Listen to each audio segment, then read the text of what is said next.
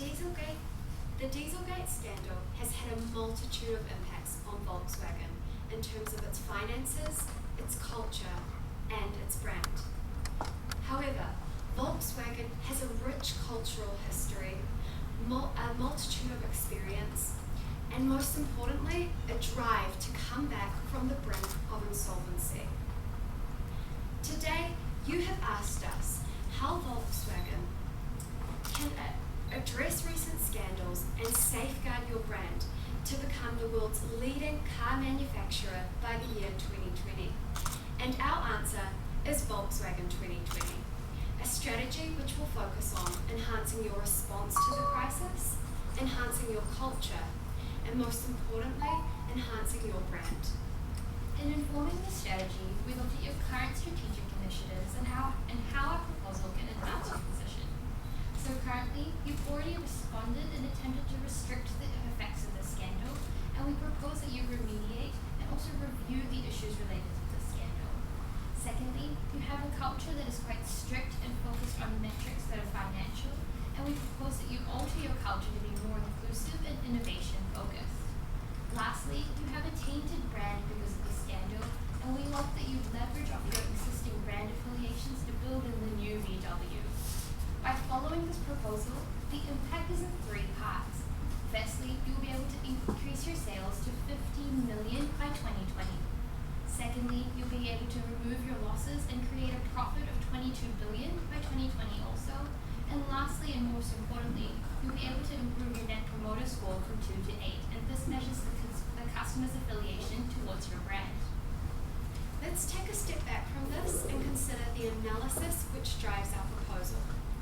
So first of all, we analysed that the Dieselgate scandal has had multiple impacts, mainly in relation to your financial situation and your brand. In relation to your financials, you've had a loss in profit by $85 billion, and associated with this, you've lost 2 million potential car sales. In relation to your brand, the perceptual map on the left screen over there depicts how customers view your cars in relation to environmental friendliness and luxury. Prior to the scandal, you were positioned at the blue dot. You were relatively luxurious and came off as an environmentally conscious brand. However, after the scandal, you've dropped to the position of the red dot, where consumers now see you as far more environmentally unfriendly than you actually are. In our analysis, we also identified 2 key issues. The first of which is that your response to the scandal must be enhanced. So typically, when a company experiences a crisis, there are these 4 key areas that they must focus on to respond to it effectively. First of all, you need to respond and communicate. You need to restrict the impact of the crisis and remediate it.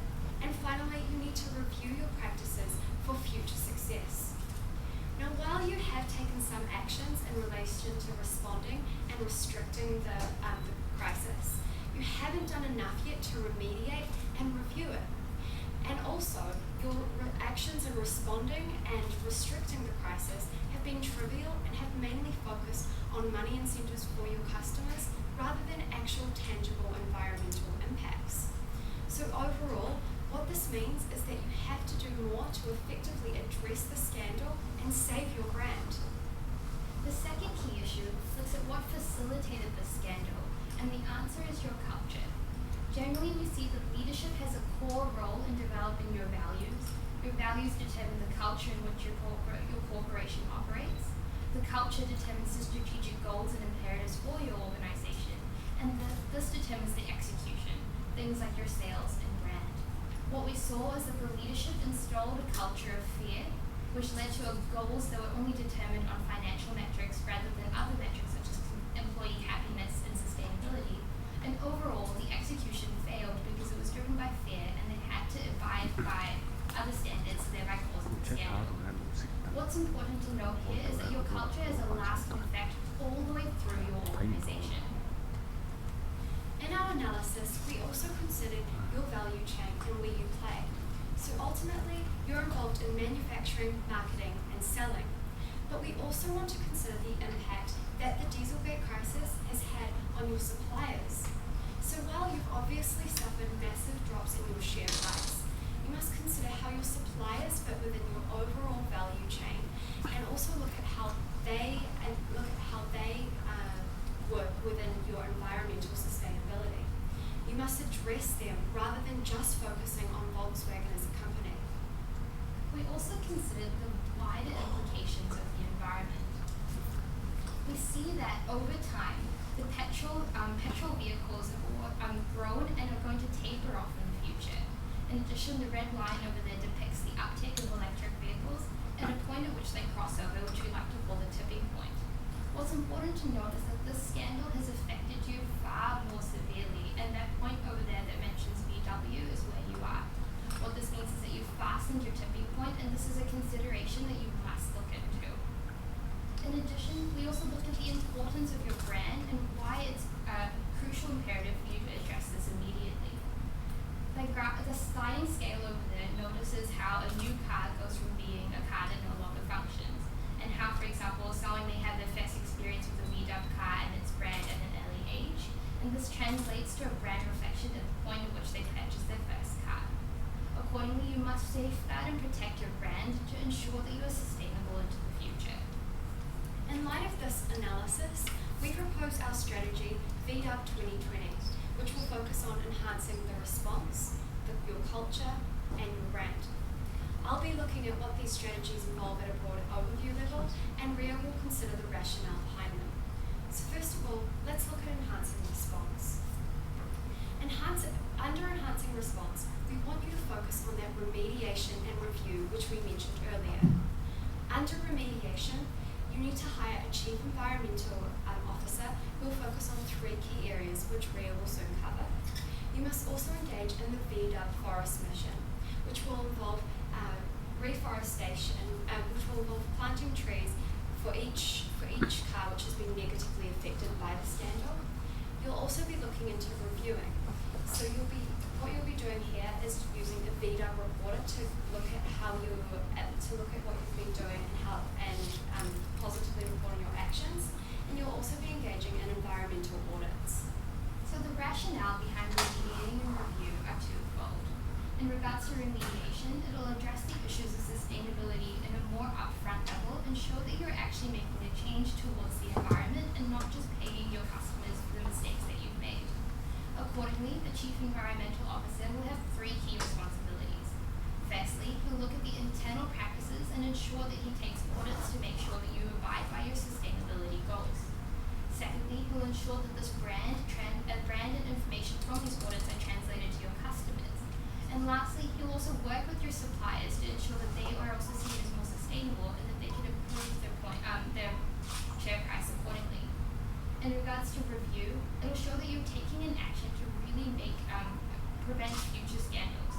The VW reporter is going to be an independent person looking at your organization, and this will show that you are very transparent. The second arm of our strategy is enhancing culture, under which you'll be focusing on 3 key areas. First of all, you must realign your values around the areas mentioned here, which I'll cover now. Essentially, you want to be better than your best. You want to foster a sense of camaraderie within your employees. You want to foster a culture where employees feel that they can ask their superiors anything. You also want to be kind to your surroundings, and you want to be inclusive of innovation within your culture. Ultimately, this leads to 4 key cultural pillars. These are fresh, fair, considerate, and as I mentioned, innovative. Ultimately, this will enable you to achieve your strategic mission of being the leading car manufacturer through your brand, which we'll cover soon in more detail. The broad rationale for this is that your values determine your culture, and your cultures determine your strategic mission, and accordingly your execution. By realigning your values, you'll be able to also ensure that you are geared towards innovation and avoid that fastened tipping point that I mentioned before. The culture means that you will be far more inclusive of your employees, and they will be wary to creating scandals like they have in the past. In addition, you can ensure that your strategic vision are grounded in both these values and culture, so you have a united front with your market. And thirdly, we want to look at how you can enhance your brand, which will involve 2 parts.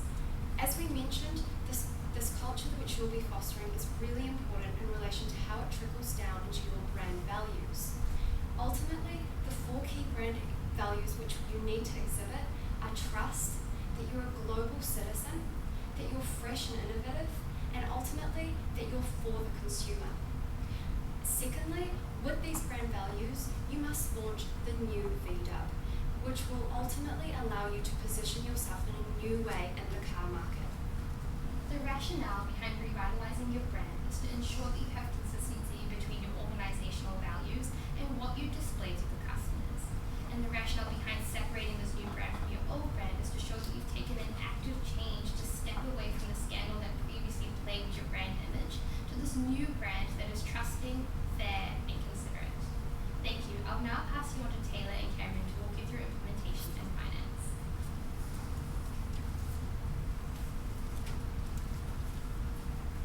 Thank you, Ria and Renee. So today, we've proposed to you our strategy, VW 2020, which has 3 key arms. The first is about building response. This is about improving your response crisis by focusing more on how you're remediating the problem and how you're reviewing to prevent further ones in the future. Secondly, you're focusing on building your culture. This is about shifting your culture away from this need to achieve in order to meet costs and goals, and moving towards an honest and achievable goals where they're flexible and adaptable to meet situations where they're no longer going to reach the final goal originally set. And thirdly, it's about building your brand. So relaunching your brand at the end of this in order to forget about this crisis and move forward as the new VW. There are 3 success metrics that we've looked at in achieving this vision for VW. The first is to increase your sales to regain your status as the #1 car sales company in the world, reaching 15 million by 2020.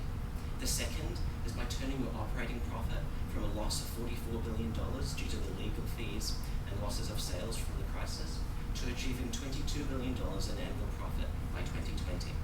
And finally, we've looked at how the consumers view your brand, and we've chosen the Net Promoter Score as a metric out of 10 to show that you can move from a 2 out of 10 in the current status to an 8 out of 10 by 2020, where customers continue to trust your new brand.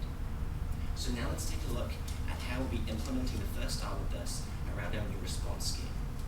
So for our response team, the first part we talked about is hiring the Chief Environmental Officer. And in order to do this, we need to hire the right attitude, someone aligned with our brands and moving forward into the future. Secondly, they must have the strong environmental enthusiastic experience.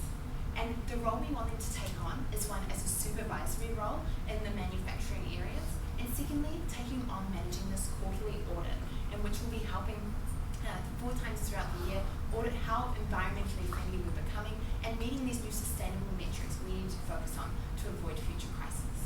We've estimated the costs of this arm of the strategy to come at $63 million annually in terms of the salary of the new officer and then the cost of the audits. Now let's take a look at the next part around creating the carbon sinks with the new forests. So our new forest mission is our new exciting project in order to engage further with the customers. And by doing this, we want to work with NGOs and regional bodies in our 4 key areas we've identified as Germany, UK, US, and France. And through this, we want to be having new forests and trees planted in the areas so that we can create pathways and areas where customers can come and walk through the forest, anyone, whether they're customers of ours or just the general public. So we're getting this new brand name out there of being this new Volkswagen that committed to sustainability. We'll be planting 1 tree in each of these 4 countries for every car that failed the Volkswagen test to show our commitment to make a change for everything we've done wrong. We've estimated this cost to come at $110 million, not including the land costs that we may need to pay for that. So this is how we'll be changing our responses. Now let's take a look at how we're changing our culture. So we'll be changing our culture. The first way we want to do this is by integrating with our lower level employees and getting value creation from them. So what do they believe our new values need to be, and getting feedback from them, and then having these posters around manufacturing areas, walls, making sure they're engaged with the value that we want to change our brand towards. Secondly, we want to be looking at having supervisory meetings. These will be goal-setting areas where instead of just being goals where the supervisor will be telling them what needs to be done, this will be them having the opportunity to provide feedback. where they're at, and whether they think the goal is still achievable. This way, they're having achievable and honest goals which they will be able to reach. And thirdly, down the line when we're reaching 2018, then we want to start looking at this EV electric vehicle focus and really putting emphasis on innovation and focus in this area as discussed in our analysis further by Rita. In terms of the costs and benefits associated with this, we understand that there is a cost associated with cultural changes, both in the initial reviews and in the adjustments that might happen with staff as you shift your culture. We've estimated this to come at $100 million, subject with a significant margin of error. However, associated with this is in the long run, you'll be able to increase your annual sales through this new innovation, through the avoidance of these scandals, and through providing all of the cars that your customers want. We've estimated this to come at 1 million annual sales by 2020, including $1.5 billion in annual operating profit. So our final part of our strategy is about building this brand. So in order to do this, we want to be having a marketing launch in 2018 for our new VW slogan, which will look exactly like on the side where we have launching the new. The first part of this will be a marketing launch, which will have our CEO series, in which we want to generate some attention through having our CEO going out and doing a carpool system where they'll take around celebrities and we'll have a GoPro in the cars, videoing them and interacting with potentially celebrities like Russell Brand, anyone interested and enthusiastic about people who can create attention for our brand. Through this, we can have communication in the car, a bit of potentially humour, but also some focus on how the cars are more sustainable now and how we've let this crisis go in our future for launching our new brand. In order to sustain this, we'll be needing to roll out this new brand through our current channels of advertising and billboards, and also through our car yards, having our manual galleries, and importantly, in our galleries, having stickers for our cars, which say that they're US EPA certified, who are the people who originally had the issue with our cars in the first place. By these, we'll be bringing out our 4 key pillars that we discussed previously in our strategy. So in terms of the costs and benefits associated with this, we've identified 3 costs. First is in the rebranding and the marketing, which we've costed at $300 million US. Secondly, with the testing and making sure that every single one of our cars is verified. And finally, with future investment into the electric vehicle market. In terms of the benefits associated with this, we've estimated that we can grow sales by 2.2 million by 2020 and with the associated operating profit of $3.3 billion. In terms of how this all stacks up, we also have the milestones associated with this. So for our milestones within the first 2 years, we want to focus on the 2 first parts of our strategy, being the building the response and building the culture, and bringing in that EV focus down the end after 2018.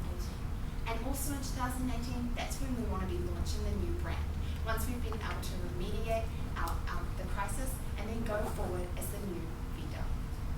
In terms of how the whole sales and profit picture looks, we're able to take you from $9.9 million in 2015 up to $15 million by 2020. In terms of the profit associated with this, you'll still be sustaining losses within the first year due to the court cases and the extra fees you'll be paying, but you'll still be able to rise above from that to reach $22 billion by 2020. Some of the risks that we considered within our strategy are that customers remaining unhappy, and so we considered doing this by getting more survey and more feedback from them, rather than continuing with the financial benefits we're currently providing, looking at other ways that we can satisfy our current customers. And also this lack of trust that we currently have established. And we could even potentially hire environmental advocates to bring to the galleries to be able to talk to them and talk about the new beginning of VW and how we're no longer, we're going to become an environmentally sustainable company. So this was the overview of our finances and implementation. I'll quickly pass you back to Ria and Renee to conclude. So today you asked how VW can address the recent scandal and safeguard its brand to become the leading car manufacturer by 2020. And our answer is VW 2020. This proposal has 3 key benefits to you. The first is that you'll be able to increase your sales to 15 million. You'll be able to reduce your losses and establish a profit of 22 billion and increase your net promoter score to 8 out of 10. Thank you. I now open the floor to questions and answers.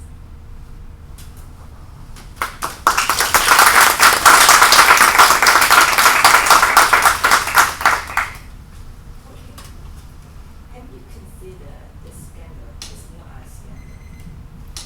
It is because it's something done. Something wrong is done by the company, and also have you considered from the product perspective, to improve the product, to regain the confidence from the customer and the consumer in order to achieve your sales and profit target. Sure, we looked at the scope of what's actually happened and to determine whether it was in fact a scandal. We looked at the actions taken by your employees, and the nature of what was done could actually affect your brand in a negative way, and we saw that this was in fact a scandal because if you didn't address it, it would further deteriorate your brand. In terms of your product, we understand that the industry is going through a massive change, and we noted that to address that tipping point that we mentioned before, that you should employ a culture of innovation and look towards EVs in the far future. Okay. Well, I thought you structured the presentation really well. I like some of the 4 R's, those sort of things. I think it's covered really well. So I'll ask you some easy questions before we move on to McKinsey. You're really, really good. Just in terms of the sort of strategy metrics that we chose to manage that, I wasn't sure whether the strategy was leading to the largest car manufacturer in the world. I wasn't sure on that. And why did you choose sales, operating profit, and consumer brand as your key metrics for measuring success against that strategy? So it was our understanding that VW wanted to become the largest manufacturer, so leading number of sales. But associated with that, you can't continue to sustain these losses from these scandals. So as any listed company, especially with the amount of stakeholders you have, operating profit is still a very important metric associated with that. And in terms of the brand image, we went with the Net Promoter Score just to show how we can change that perception of VW having a very negative brand associated with these negative connotations and growing that. So that was our way of communicating that message. I think there was a second part to your question. It was my sort of rambling question. Just almost, I guess my follow-up, do you think sales is the most important metric? If you were a shareholder of VW, would you care about sales? Would you care about profit? Would you care about return on capital? We understand that sales is probably the most important just from a vision perspective, but obviously the other ones are still important, which is why we went with the 3 metrics. Perhaps additional to this is the effects on the environment, which is why we were talking about the carbon sinks and trying to fight back on that side, because the environmental sustainability is probably going to be one of the, as we've mentioned, one of the 4 pillars going forward as well. I was going to ask the same question as you. So for the 3 strategy you mentioned, one response, culture, and brand. So among these 3, which one do you think is the most important thing to be able to achieve that 3 impacts in 2020? So in light of the 3 strategies, we saw that the most important thing we do right now is to actually respond and remediate and review. And the rationale behind this is that you're at the brink of a point where if you don't address your branding issues, people may start having negative brand perceptions. So once you fix that, we want to see you move on to the other 2 strategies. Right, okay. So obviously one of them is to enhance the culture, so that's specific focus on the company's value, right?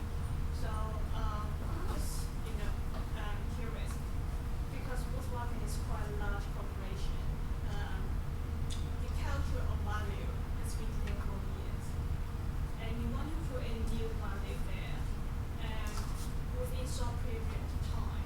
So how are you going to do it? How are you going to deliver the message to the entire organization? Absolutely. So you'd be working through this on a scale from like a bottom-up scale. So as you're starting with looking at creating value, from looking at what the lower employees would look at, and then through that building up from their feedback, and then looking at building from a supervisory level. And from that, you'd be looking at building that up, editing and reshaping that to create an overall brand, and then you're getting up to your higher levels, so your managers, your board levels, and then from that, you'd be rolling it out across globally. So it's that bottom up, looking at the feedback from lower levels, then editing that, bringing it back and down and then bringing it back across globally overall. Just to add on to that, we recognize that this is an immensely large organization, and changing a culture is no easy feat. But what we saw is that this is a necessary change because currently your employees are working on a culture of fear, obedience, and the only way in which they measure the success is through a financial metric. What's quite clear with the scandal is that that's not the only way of seeing whether your company is successful. So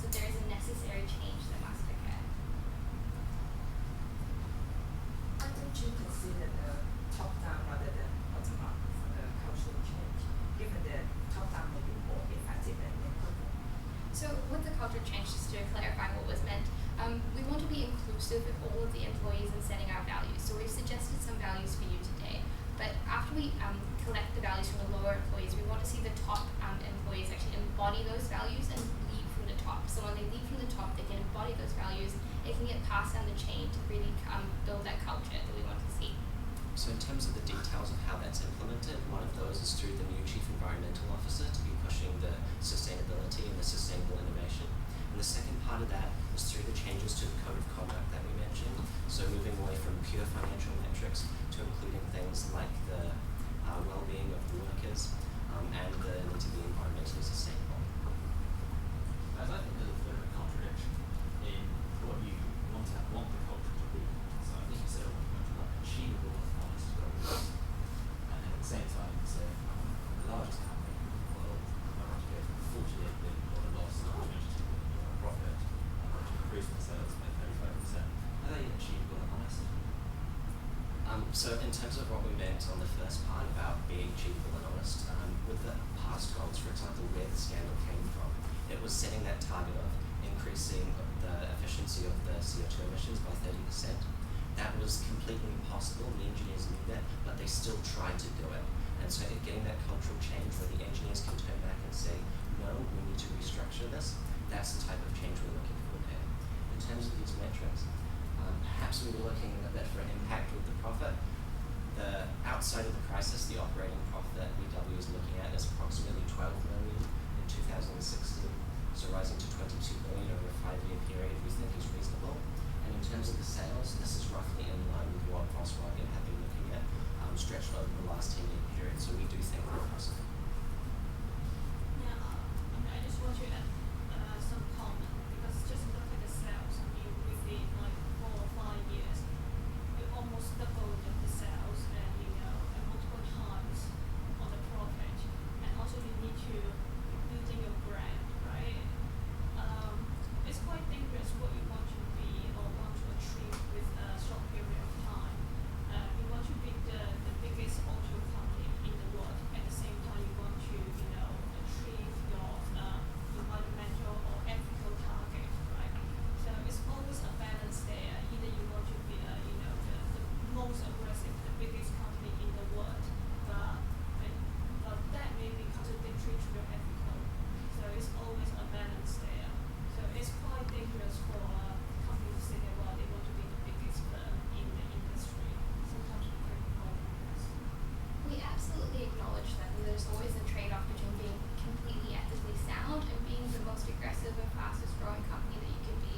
And what we noticed is that you did have a purpose of being the largest company, and because of a bunch of external factors, for example, the population is growing, people are going to need more cars, and the basis of your brand that's been around for centuries, we saw that you can, if you enhance your brand today, coupled with these environmental factors, you should all be positively taken by your customers, and we'd actually be able to see that increase that we have on the screen there. And just to add to that, the environmental impact arm of our strategy, we actually see that as being something positive, given that a lot of the financial negative impact which has occurred has been due to the poor environmental impact. So we see them as still being linked in a way.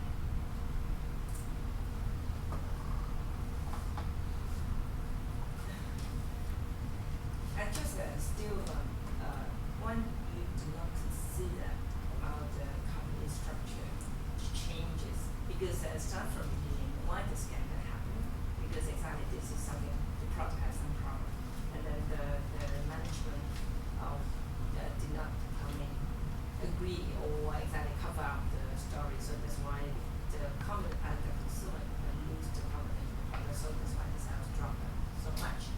So have you ever considered why you should change the overall yourself culture, the management structure, and also to improve your product, and as well not just putting the sales and target as your top priority. I think you have to rectify the optimum the problem first.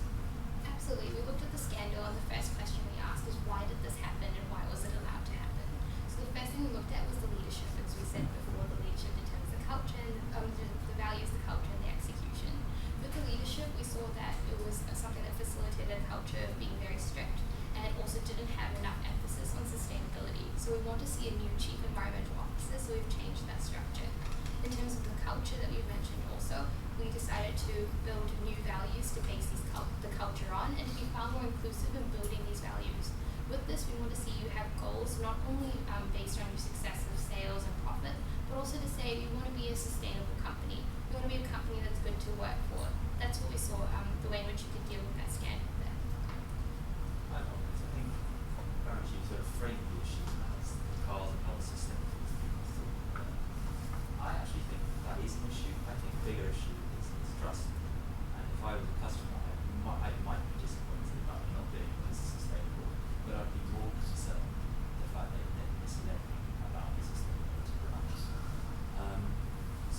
why is it sort of rebranding, focusing on trust and integrity rather than just pure sustainability?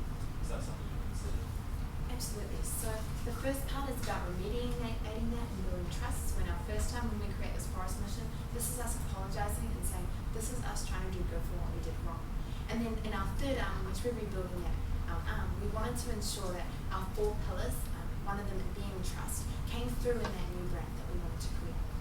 And in terms of the non-environmental factors, that's one of the reasons we're looking to put in these extra audits and these extra reviews throughout the year to make sure that the environmental problem was not a one-off.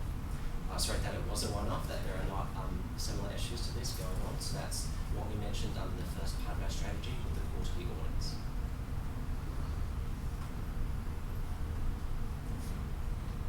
Okay, so I'll just go back to the strategy again. So the first one is to enhance the response. Have you ever think about the 3 crises, the crisis prevention? So because you just talked about how to enhance the response after the crisis, is there something that you can consider to avoid the crisis? Yeah, so our strategies with the response, we saw that as being the short-term thing, which you need to focus on now. However, the other 2 parts about building up your culture, we saw it as, and your brand associated with that, we saw that as being the more long-term kind of PR focused things, and also internally focusing on your culture to avoid issues like this occurring again. So although we have focused on the response first, there are also follow-on parts of our strategy to more look at preventing future crises. Also, to add to that, the inclusion of the Chief Environmental Officer and that internal audit reports happening quarterly during the year, that was also designed to prevent further environmental crises in your business.